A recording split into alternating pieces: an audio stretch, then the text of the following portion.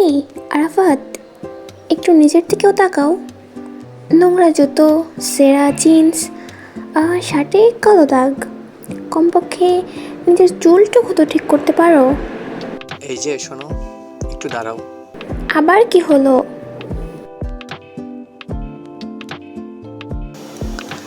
তুমি তো বড় ঘরের মেয়ে, তুমি বুঝবে না আমি কোথা থেকে এসে দাঁড়াই।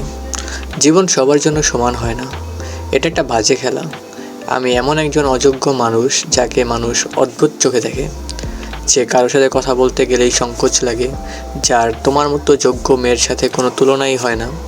জীবনে কোনো নিয়ম নেই, তুমি যতই পরিশ্রম করো সবাই গন্তব্যে পৌঁছাতে পারে না। এটা পুরো একটা বোকা খেলা, আর আমি তোমার মতো ছোট মানসিকতার মানুষদের থেকে দূরেই থাকি।